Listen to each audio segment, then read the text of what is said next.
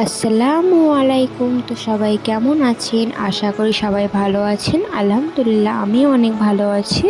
তো আজকে একটা নতুন রেসিপি শেয়ার করব আপনাদের সামনে। তো আজকে আমি বানাবো মোমো, যেটি আমাদের এখন সবারই ফেভারিট একটি খাবার, আর অনেক টেস্টিও হয় এটা খেতে। বিকেলে আমাদের প্রতিদিন এটা লাগবে এমন একটা খাবার, যেটি অনেক সুস্বাদু হয় খেতে। তো আজকে আমি বানাবো মোমো। তো চলুন দেখে নেওয়া যাক আমি সেটি কীভাবে বানাই। তো প্রথমে আমি নিয়ে নিয়েছি যতগুলো মোমো বানাবো সেই আন্দাজ অনুযায়ী ময়দা নিয়ে নিয়েছি প্রথমেই। তো এবার আমি এটা হাত দিয়ে ভালোভাবে মাখিয়ে নেব। একটু একটু করে জল দেবো আর একটু একটু মাখিয়ে নেব, একবারই সব জল দেব না। তো একটু একটু করে মাখাতে থাকবো।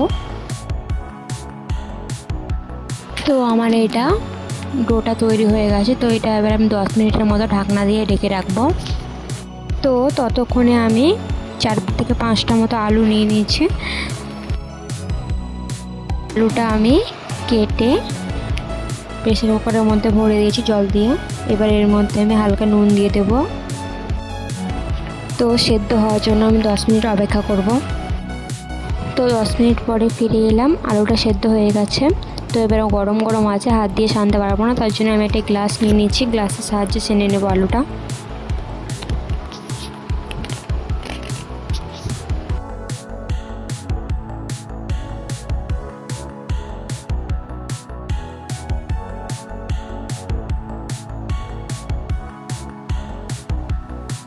তো আলু সানাতে দেওয়ার জন্য কড়াইতে আমি তেল দিয়ে দিচ্ছি, আর রসুন দিয়েছি, আর লাল মরিচ দিয়ে দেবো।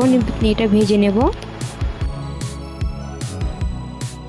তো আলু সানার মধ্যে আমি দিয়ে দিলাম পেঁয়াজ কুচি। তারপরে দিয়ে দেবো এর মধ্যে যে তেলটা আমি গরম করলাম রসুন দিয়ে, সেই তেলটা এবার এর মধ্যে দিয়ে দেবো। দিলাম হলুদ গুঁড়ো, দিয়ে দিলাম স্বাদ মতো লবণ, ধনে গুঁড়ো দিয়ে দিলাম, লঙ্কা গুঁড়ো দিয়ে দিলাম। উপকরণগুলো মিশিয়ে ভালোভাবে আমি এটা হাত দিয়ে ছেনে নিলাম।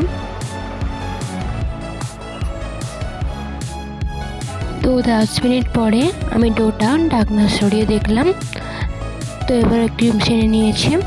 তো তারপরে আমি গোল গোল করে লেচি কেটে নিয়েছি। তারপরে আমি লেচিগুলো রুটির মতো বেলে নিয়েছি বেলনিতে। তো আমি রুটির মতো করে রেখেছিলাম, ওর মধ্যে যে আমি আলুটা ছেনে রেখেছিলাম। তো আজকে আমি যেহেতু আলুর মোমো বানাচ্ছি, তো আলুটা এর মধ্যে আমি ভরে দেব।